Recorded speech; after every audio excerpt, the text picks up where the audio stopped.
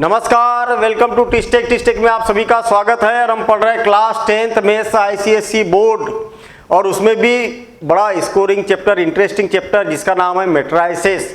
और मैं आपको बता दूं कि आप पिछले ईयर के क्वेश्चन पेपर उठाना और शायद ही कोई पेपर ऐसा मिलेगा आपको कि जिसमें इस कॉन्सेप्ट पर क्वेश्चन न मिलेगा। और वो कॉन्सेप्ट क्या है?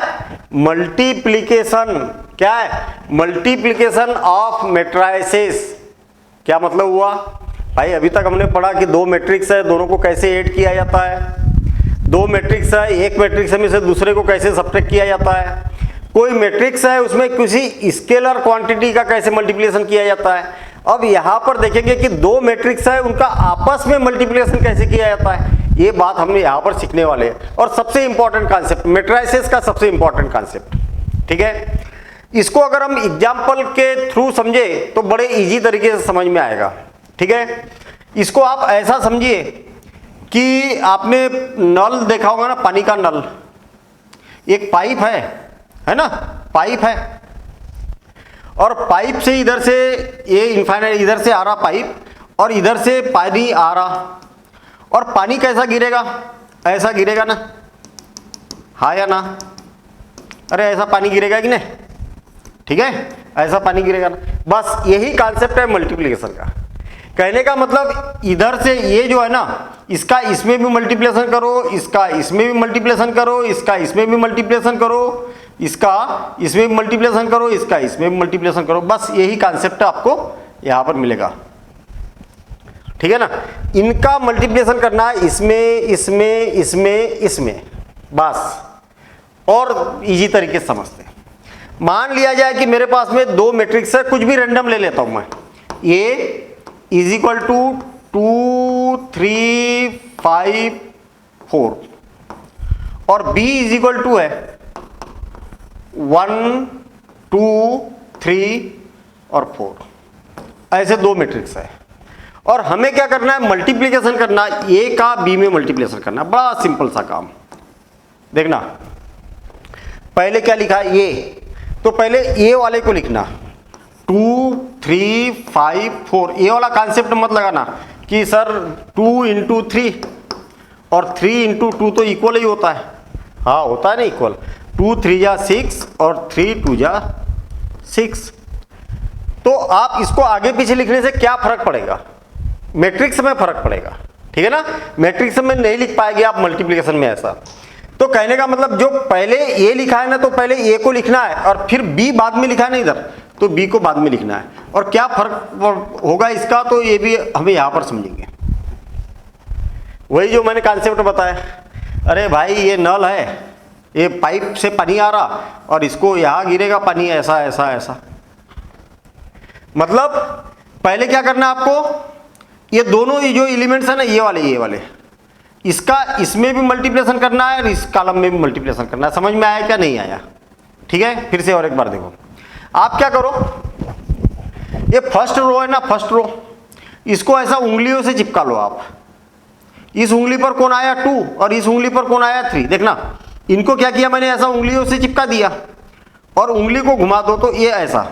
देखना, 2 किसके पास गया? 1 के पास। 3 किसके पास गया? 3 के पास। नहीं आया क्या समझ में? दोनों को प्लस कर दो, कोई दिक्कत नहीं। अभी फिर से समझेंगे, फिर से देखना। बस यही तो कॉन्सेप्ट है। इतने कॉन्सेप्ट को अगर आपने समझ लिया तो मैट्राइसेस का काम हो गया। देखना, ये दोनों को उंगलियों से चिपकाया और उसका इसमें मल्टीप्लिकेशन कर दिया। देखा, 2 जाएगा 1 के पास और 3 जाएगा 3 के पास। फिर इनको क्या करना है? इसके साथ कर देना। अरे ये ऐसा उंगलियों से चिपकाया और इसको ऐसा रख दिया तो 2 2 के पास जाएगा और 3 4 के पास जाएगा। 2 इंटू 2 और 3 इंटू 4 और दोनों के बीच में प्लस लगाना है। समझ में आया क्या? फर्स्ट रो का काम खत्म। देखना, इधर से पानी आ रहा तो इसको मैंने चिपकाया, इसके साथ कर दिया, फिर इसको चिपकाया, इसके साथ कर दिया, फिर इसको चिपकाया, इसके साथ, ऐसा आगे बढ़ना है। फिर से देखना, फर्स्ट रो का काम खत्म। अब सेकेंड रो की बारी आई है। इसको उंगलियों से चिपकाया, इसके साथ रख दिया। 5 इंटू 1 प्लस 4 इंटू 3 और फिर इसको लिया, इसके साथ रख दिया। क्या हो जाएगा? 5 इंटू 2 और प्लस 4 इंटू 4। अब मेरे ख्याल से समझ में आ गया होगा। फिर से देखना, पहले इसको लिया तो इसको इसके साथ ये आ गया, फिर इसको इसके साथ ये आ गया, आ गया। फिर पहली रो का काम खत्म, क्योंकि दोनों में हो गया ना मल्टीप्लिकेशन। अब क्या करेंगे, इसको इसके साथ ये आ गया, फिर इसको इसके साथ, बस इतना सा काम करना है। फिर से और एक बार, और एक बार, क्योंकि बहुत इंपॉर्टेंट है भाई, मिस्टेक नहीं होना चाहिए कहीं पर। देखना है फर्स्ट रो का फर्स्ट कॉलम में किया मल्टीप्लिकेशन, तो यहां पर क्या लिखा, फर्स्ट रो और फर्स्ट कॉलम में लिखा कि नहीं। फिर फर्स्ट रो का सेकंड कॉलम में मल्टीप्लिकेशन किया, तो फर्स्ट रो और सेकंड कॉलम यहां पर लिखा। फिर सेकंड रो की बारी आई तो सेकंड रो में लिखते जाना, फर्स्ट सेकंड रो का फर्स्ट कॉलम में तो सेकंड रो का फर्स्ट कॉलम में, और ऐसा लिखते जाना है, ठीक है ना। चलिए अब 2 1 जा 2 और 3 3 जा 9, 2 + 9 ये क्या हो जाएगा, 4 + 12, 4 + 12, 5 + 12, 5 + 12 और 10 + 16, तो कितना हो जाएगा 11, कितना हो गया 17, ये हो जाएगा 16 और ये हो जाएगा 26। बस काम हो गया, ये हो गया मल्टीप्लिकेशन। फिर से और एक बार, मैंने क्या किया, यहां पर ए का बी में मल्टीप्लिकेशन किया ना, अब मैं बी में ए का मल्टीप्लिकेशन करता हूं, बी ए। तो पहले बी को लिखेंगे, बी कौन है, 1 2 3 4, और फिर ए आएगा, तो ये कौन है, 2 3 5 4। अब देखना कितना सिंपल, मेरे ख्याल से समझ में आ गई होगी बात, नहीं आए तो टेंशन नहीं लेना, गड़बड़ नहीं करना, ठीक है ना, बिल्कुल सिंपल है। अब देख, इसका फर्स्ट रो है ना, तो फर्स्ट रो का पहले फर्स्ट कॉलम में करो, अरे इसको उंगली से चिपका और इसके साथ रख दो, क्या हो जाएगा 1 × 2 + 2 × 5। फिर फर्स्ट रो को इसके साथ रखो, 1 × 3 + 2 × 4, ठीक है, फर्स्ट रो का काम खत्म।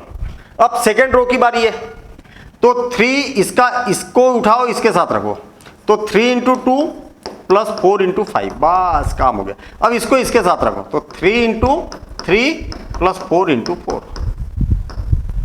अरे कुछ नहीं, बड़ा सिंपल सा काम है।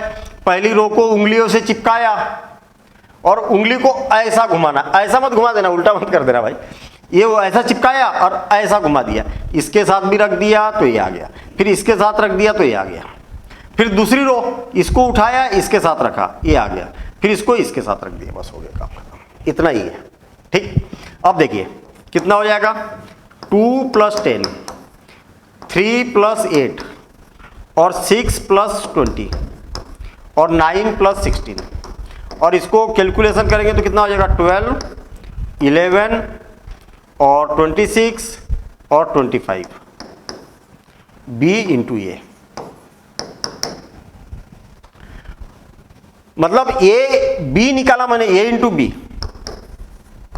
अब मुझे एक बात बताइए कि ये वाला आंसर और ये वाला आंसर एक जैसा आया क्या, नहीं आया, आया क्या एक जैसा, अरे ये और ये एक जैसा आया क्या, नहीं आया।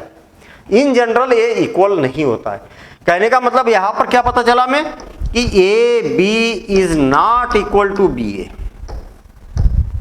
ए B is not equal to B A, ठीक है ना। अलजेब्रा में बोलते ना कि 2 में 3 का मल्टीप्लिकेशन करो, 2 × 3 या 3 × 2 करो, तो दोनों का आंसर सेम आता है, इसमें नहीं आएगा, ये आपको मालूम होना चाहिए, ठीक है। तो ये तो हमने अभी जस्ट सैंपल बताया, अभी हम पढ़ेंगे, इसमें बहुत कुछ पढ़ेंगे, ठीक है ना। अब देखते हैं आगे। पहली बात, क्या 2 मैट्रिक्स का मल्टीप्लिकेशन हमेशा पॉसिबल है, हमेशा पॉसिबल है। मैं करके देखता हूं, मेरे पास में एक मैट्रिक्स है 2 3 4 1, एक मैट्रिक्स है, और दूसरा मैट्रिक्स है 3 2 1 5 4 3। क्या ये दोनों मैट्रिक्स का मल्टीप्लिकेशन पॉसिबल है क्या, तो घुमा के देख लो, ये 2 को उठाया और इसके साथ रखा, बराबर फिट बैठ रहा ना। अरे यहां पर भी 2 है, घुमाया तो यहां पर भी 2 है, तो बराबर बैठ रहा ना। फिर इसको लिया इसके साथ रखा तो ये भी हो गया, इसको इसके साथ रखा, अरे 2 को उठाया 2 के साथ फिट हो रहा नहीं, फिर इसको लिया तो ये 2 के साथ फिट हो रहा, इसको लिया इसके साथ। चलो मल्टीप्लिकेशन करके दिखाता हूं मैं, पहले ये इसकी बारी है, तो इसको इसके साथ रख दिया, देखना फिर से और एक बार, इसको उंगली से चिपकाया इसके साथ रख दिया, फिर इसके साथ रखेंगे, फिर इसके साथ रखेंगे, देखना 2 × 3 प्लस 3 इंटू 5, इसको लिया इसके साथ रखा तो ये आ गया। अब इसी को इसके साथ रखना है, 2 इंटू 2 प्लस 3 इंटू 4। अब इसी को इसी के साथ रखना है, 2 इंटू 1 प्लस 3 इंटू 3। पहले रो का काम खत्म, अब दूसरी रो की बारी। इसको लिया इसके साथ रखा तो 4 into 3 plus 1 into 5, 4 into 2 plus 1 into 4। अब इसको इसके साथ रख देते, 2 इंटू 1 प्लस, नहीं sorry 4 into 1, 4 into 1 plus 1 into 3। बस इसका कैलकुलेशन करेंगे तो ये आंसर आ जाएगा। समझ में आया क्या? हाँ, अब देखना, मेरे पास एक मैट्रिक्स ऐसा है 3 2 1 4 2 3। क्या इसका मल्टीप्लिकेशन करना पॉसिबल है क्या? तो देखता हूं मैं, इसको मैंने उंगली से चिपकाया, इसके साथ रखा, अरे ये 2 है और यहां पर 3 एलिमेंट्स है, कैसे होगा भाई? पेयरिंग बनने ही नहीं रही है।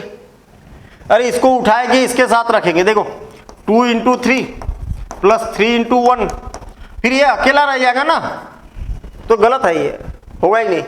यहां पर 2 है तो यहां पर भी 2 ही एलिमेंट्स होना चाहिए ना, यहां पर 2 है तो यहां पर भी 2 ही एलिमेंट्स होना चाहिए, यहां 3 है तो मल्टीप्लिकेशन पॉसिबल ही नहीं। तो फिर क्या ऐसा घुमा घुमा के देखेंगे क्या हर बार? नहीं, घुमाने की जरूरत नहीं है। तो फिर क्या देखेंगे, इस बात को जरा ध्यान से समझना, ये एमसीक्यू में पूछा जाता है, बहुत ही इंपॉर्टेंट है, इस बात को जरा ध्यान से समझना। जैसे अगर मान लिया जाए मेरे पास में एक मैट्रिक्स है, ये वाला, कौन सा मैट्रिक्स है? ये मान लिया जाए, और दूसरा मैट्रिक्स है बी, ये वाला मैट्रिक्स। क्या होना चाहिए?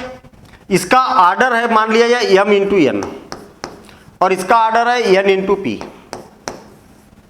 आया क्या समझ में? अरे 2 मैट्रिक्स समझने की कोई बातें नहीं, ये 2 मैट्रिक्स है, इसका आर्डर इतना है और इसका आर्डर इतना है। इनका दोनों का मल्टीप्लिकेशन पॉसिबल है या नहीं है, ये चेक करना है मुझे।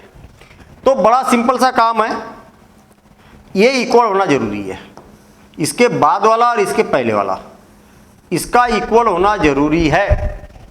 अगर ये इक्वल रहेगा तो मल्टीप्लिकेशन पॉसिबल है।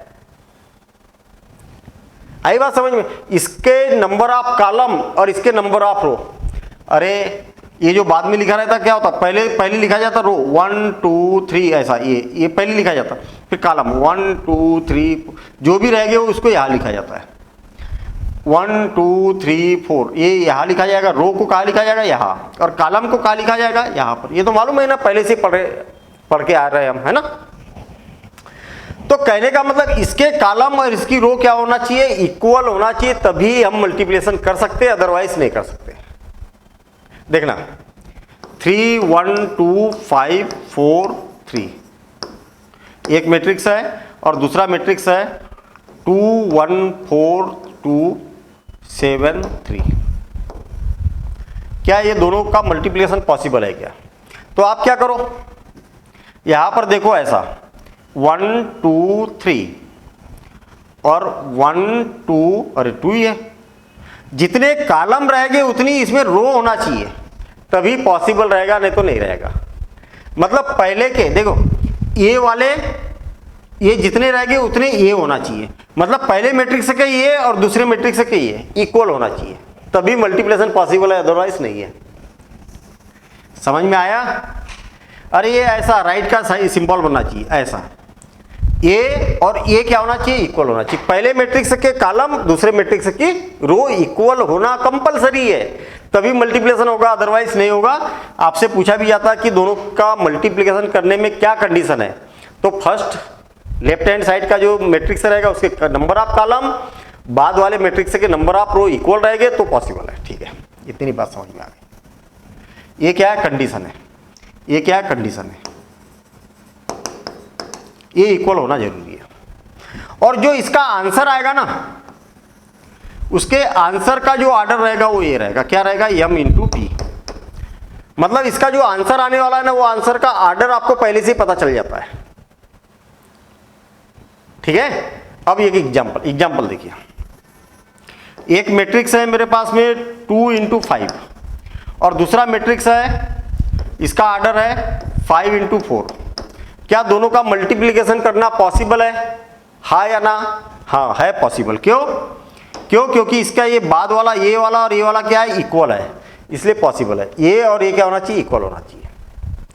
इसमें कॉलम, नंबर ऑफ कॉलम कितनी है, इसमें 5, और इसमें रो कितनी है, 5, तो ये इक्वल है। इसका जो आंसर आएगा, आंसर का जो ऑर्डर रहेगा वो क्या रहेगा, 2 इंटू 4 रहेगा। क्या रहेगा, 2 इंटू 4, ऐसा पूछा जाता है। समझ में आई बात? चलिए, तो ये वाली बात नोट करना आप, ये बड़े शॉर्ट में और बहुत स्पेशल चीज मैंने यहां पर लिख के दे दी है। ये जो रहेगा ऑर्डर ऑफ रिजल्टेंट मैट्रिक्स, ठीक है। तो ये बात आपको नोट करके रखना है। ये और ये इक्वल रहेगा, ये कंडीशन है, और जो आंसर रहेगा उसका ऑर्डर रहेगा ये वाला, ठीक है। बाहर वाला ऑर्डर रहेगा, अंदर वाला इक्वल होना चाहिए, ठीक है। अब यहां पर क्या बोला, to matrices A and B can be multiplied together to get the product matrix AB if and only if। दो मैट्रिक्स है, एक A है और एक B है, दोनों का मल्टीप्लिकेशन पॉसिबल होगा। कब होगा? If and only if the number of column in A, जो पहले लिखा है ना, A भी करना है ना, तो इसके क्या होना चाहिए, कॉलम, जो पहले लिखा है उसके कॉलम, नंबर ऑफ कॉलम, और जो बाद में लिखा है उसमें नंबर ऑफ रो इक्वल होना चाहिए। पहले के कॉलम उतने ही रह गए जितनी बाद वाले के रो है, तभी मल्टीप्लिकेशन पॉसिबल है। बस the left hand matrix and equal to the number of column in B, यानी कि राइट हैंड मैट्रिक्स। क्लियर है? तो आप ये वाला रूल नोट कर लीजिए, ठीक है ना। ये रूल नोट करिए और ये वाला स्ट्रक्चर नोट करिए, तो आपको हमेशा पता चलेगा। चलिए आगे बढ़ते हैं हम। Identity matrix for multiplication. अरे बड़ा सिंपल सा काम है भैया। आइडेंटिटी मैट्रिक्स क्या होता है, 1 0 0 1, जो डायगोनल है ना, प्रिंसिपल डायगोनल, वो उसके सारे एलिमेंट्स क्या होना चाहिए, 1 होना चाहिए। बस इतनी सी बात है, ठीक है। और बाकी के नॉन डायगोनल एलिमेंट्स कितने होना चाहिए, 0 होना चाहिए। डायगोनल इसी को बोला जाता है, याद रखना, ये नहीं है। इसको प्रिंसिपल डायगोनल भी बोलते हैं, डायगोनल भी बोलते हैं, लीडिंग डायगोनल भी बोलते हैं, ठीक है ना। अगर मैं किसी मैट्रिक्स का उसके आइडेंटिटी मैट्रिक्स में मल्टीप्लिकेशन करता हूं, या तो फिर आइडेंटिटी मैट्रिक्स का किसी मैट्रिक्स में मल्टीप्लिकेशन करता हूं, तो उस मैट्रिक्स की वैल्यू में कोई चेंज नहीं आएगा, जैसा का वैसा रहेगा। यही बोलना चाह रहा है यहां पर, और एग्जांपल के साथ देखेंगे। In matrix multiplication the unit matrix is known as the identity matrix.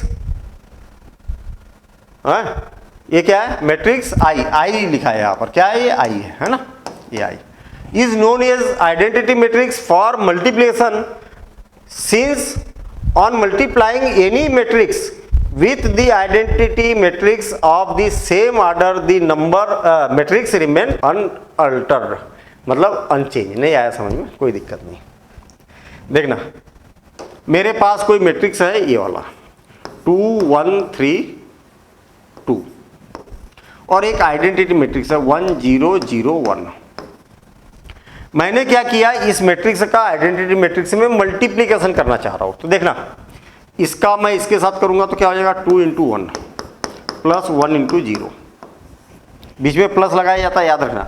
अब इसका इसमें करेंगे तो 2 इंटू 0 प्लस 1 इंटू 1 हो गया, पहली रो का काम खत्म। अब दूसरी रो का, इसकी बारी है 3 इंटू 1, 3 इंटू 1 प्लस 2 इंटू 0, और 3 इंटू 0 प्लस 2 इंटू 1, ये हो गया। अब देखिए 2 और ये 0, ये क्या हो जाएगा, 0 प्लस 1 तो 1, और ये क्या हो जाएगा 3, और ये क्या हो जाएगा 2, ये आ जाएगा। अरे 0 इंटू 1 0 हो जाएगा, 2 इंटू 0 0 हो जाएगा। तो देखिए ना, वही का वही तो मैट्रिक्स आया, इसमें तो कोई चेंज आया नहीं। कुल मिला के ए मैट्रिक्स में किसी आई का मल्टीप्लिकेशन करो, चाहे आई का ए में मल्टीप्लिकेशन करो, ये आपके पास हमेशा ये ही आएगा। क्लियर? अगर आप आई में भी इसका मल्टीप्लिकेशन करोगे, जैसे 1 0 0 1 और 2 1 3 2, तो इतना ही आएगा, 2 1 3 2, इतना ही आएगा। करके देख लेना आप। क्लियर? ठीक है। चलिए मैं आपको बता दूं कि रूल में थोड़ी सी कमी भी अगर होगी, आपको अगर थोड़ा बहुत कंफ्यूजन भी होगा तो टेंशन नहीं लेना, सब समझ में आएगा। मैं और एक एग्जांपल दे देता हूँ यहाँ पर, ठीक है? और एक एग्जांपल ले लेता हूँ। देखना, मेरे पास में 1 3 -1 2 1 -3 1 -1 2 और -2 एक मैट्रिक्स है, और दूसरा मैट्रिक्स है 3 1 -2 2 3 4 और बस इतना। ये दोनों मैट्रिक्स का मल्टीप्लिकेशन करना है हमें, तो क्या पॉसिबल है या नहीं है, इसको चेक करेंगे पहले, पॉसिबल है या नहीं है। तो बड़ा सिंपल सा काम, भैया इसमें कितनी कॉलम है 3, इसमें कितने रो है 3, इक्वल है क्या? हाँ है, तो मल्टीप्लिकेशन पॉसिबल है। हाँ ठीक है। या तो फिर आप अगर पूरी तरीके से लिखना चाहते तो ये क्या है, इसका ऑर्डर कितना है 3/3, इसका ऑर्डर कितना है 1 2 3 3/2। अरे फिर से और एक बार, इसमें रो कितनी है 3, तो ये लिख दिया। कॉलम कितने हैं 3, ये लिख दिया। इसमें रो कितनी है 3, ये लिख दिया। कॉलम कितने हैं 2। क्या ये दोनों इक्वल है क्या? हाँ है, तो मल्टीप्लिकेशन करना पॉसिबल है। इसका जो आंसर आएगा वो कितना आएगा 3/2 आएगा, बस खत्म काम। ठीक है। अब मेरे ख्याल से कुछ कुछ बातें समझ में आने लगी। देखना, आप मल्टीप्लिकेशन करने का तरीका क्या है, पहले इसकी बारी, इसको पाइप बनाओ, ये पाइप बन गया, और इस पाइप से इसमें पानी गिराओ, इसमें पानी गिराओ। देखो, इसको उंगली से चिपकाया तीनों को और इसके साथ रख दिया। देखिए क्या होगा, 1 × 3 प्लस 3 × 1 प्लस -1 × -2। आया क्या समझ में? पहली रो का पहले कॉलम में किया, पहली रो का दूसरे कॉलम में करते हैं। 1 × 2 प्लस 3 × 3 प्लस -1 × 4, बस हो गया काम। फर्स्ट रो का खेल खत्म, अब दूसरी रो का खेल चालू। इसको उठाओ, इसके साथ चिपकाओ, 2 × 3 प्लस 1 × 1 प्लस -3 × -2। फिर इसको उठाओ, इसके साथ रखो, 2 × 2 प्लस 1 × 3 प्लस -3 × 4। ठीक है। दूसरी रो का भी काम खत्म। क्यों? क्योंकि इसको इसके साथ भी रख दिया, इसके साथ भी रख दिया। अब तीसरी रो का काम चालू, -1 × 3, अरे इसको चिपकाया, इसके साथ रखा, फिर इसके साथ रखेंगे, प्लस 2 × 1 प्लस -2 × -2। सही है। हाँ, अब इसको इसके साथ रखो, तो -1 × 2 प्लस 2 × 3 प्लस -2 × 4। बस अब इसका कैलकुलेशन करके यहाँ लिख देंगे तो ये क्या हो जाएगा, इसका आंसर हो जाएगा। आंसर भी देखिए ना, 1 2 3, 3 रो, कॉलम कितने आ गए 1 2। और ये आंसर तो हमने पहले ही बता दिया था कि इसका 3/2 आंसर आने वाला है। ठीक है। चलिए आगे बढ़ते हैं अब हम। अब मेरे ख्याल से बातें समझ में आने लगी होगी, और अब क्वेश्चन करेंगे तो क्वेश्चन में और बातें समझ में आएगी, और बहुत बढ़िया बढ़िया क्वेश्चन। और एमसीक्यू से तो ये मान के चलिए कि सारी बातें क्लियर हो जाएगी। If A is matrix of order m × 3, अरे भैया हमारे पास में कोई मैट्रिक्स है और उसका ऑर्डर कितना है, m × 3 है। कोई दिक्कत नहीं, कोई दिक्कत नहीं है। B is matrix of order 3/2, कोई B मैट्रिक्स है और इसका ऑर्डर कितना है 3/2 है। कितना 3/2 है। ठीक है। And R is the matrix, R is a matrix, कौन है R, और इसका ऑर्डर कितना है 5/n है।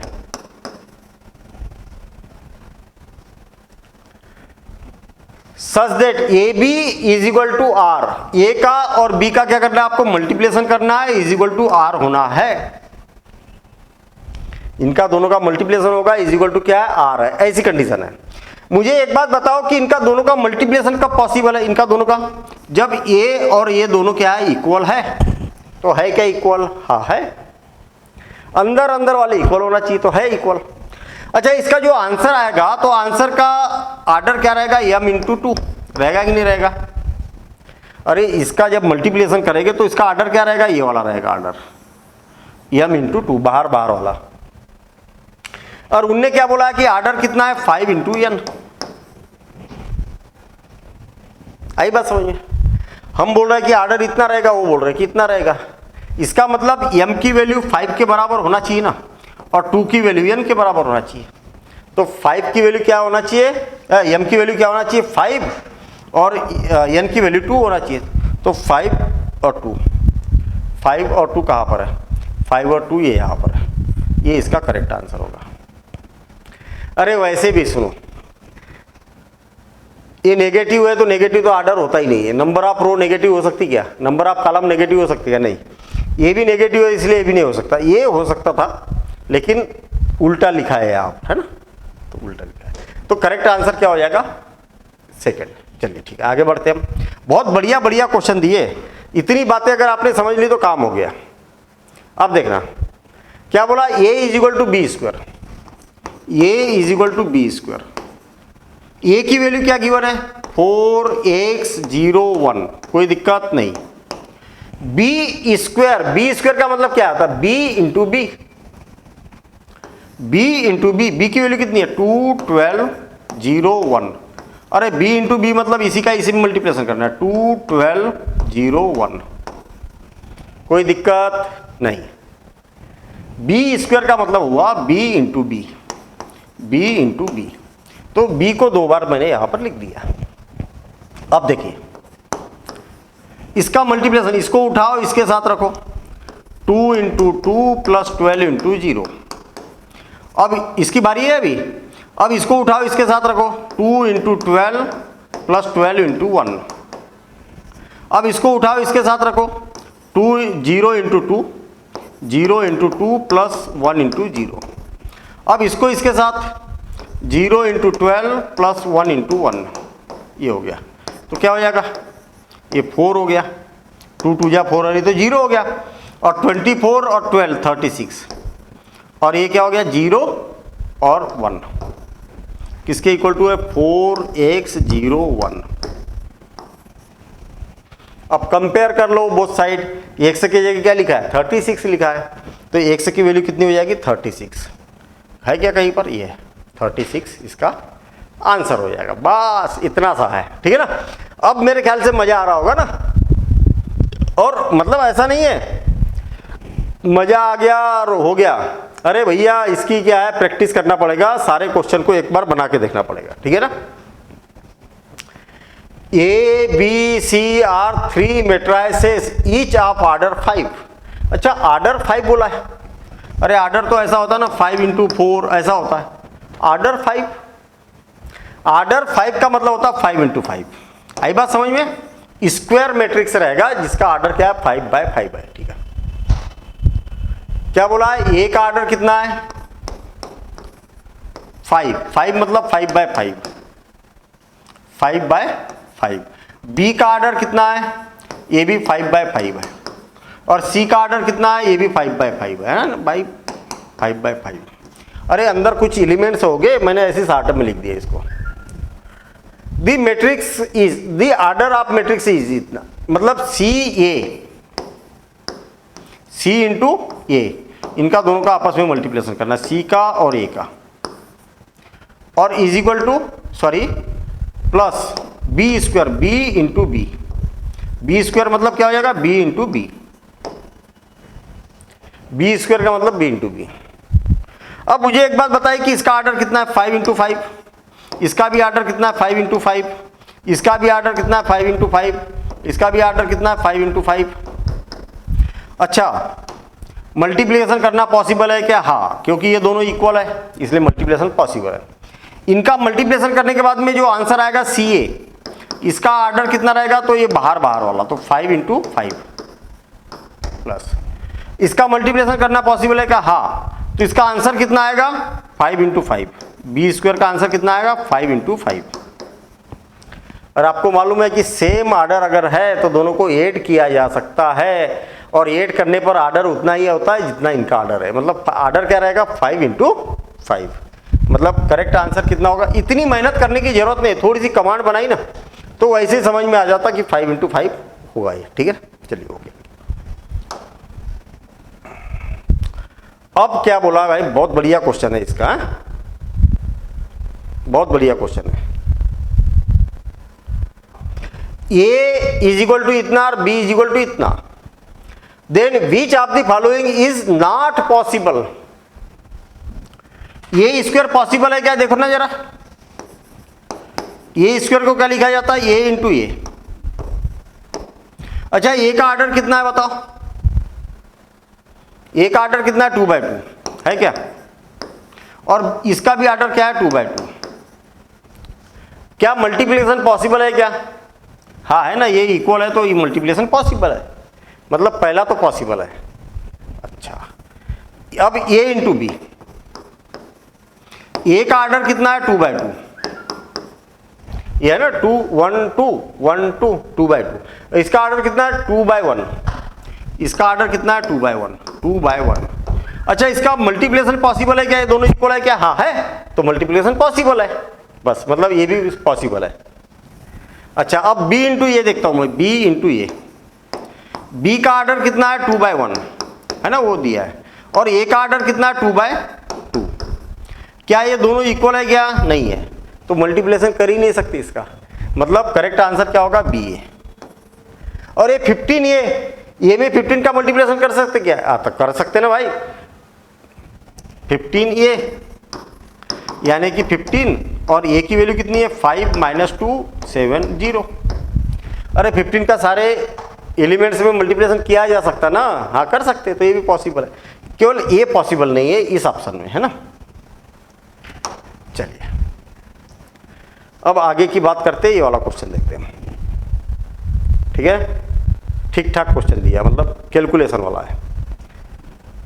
A = इतना, B = इतना, C = इतना, तब आपको किसकी वैल्यू निकालना है? A² प्लस 2B प्लस है ना, हाँ, और -3C इसकी वैल्यू निकालना है। A² का मतलब क्या हो गया? A × A प्लस 2B और -3C। अच्छा, A की वैल्यू क्या है? 1 0 1 1 और 1 0 1 1 1 0 1 1 प्लस 2 × B की वैल्यू कितनी है? 0 1 1 0 और C की वैल्यू कितनी है? 3। C की वैल्यू कितनी है भाई? C की वैल्यू 1 1 0 0। ठीक है, समझ में आया?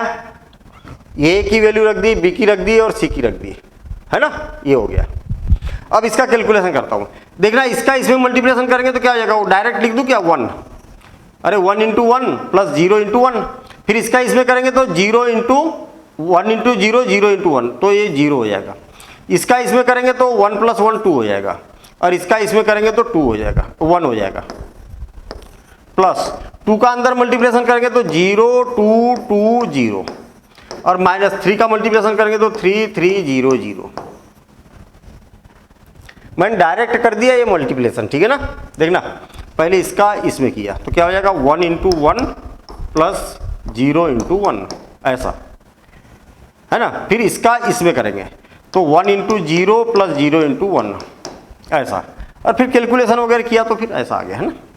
और दूसरी लाइन का भी करेंगे। अच्छा, ये कितना हो गया? 1 + 0 1 और -3 तो -2 आ गया, ठीक है। 0 + 2 और -3, अरे इतने में तो काम हो गया ना, -2 आ गया, केवल एक ही ऑप्शन में -2। चलो आगे कर लेते हैं, अब इतना किया।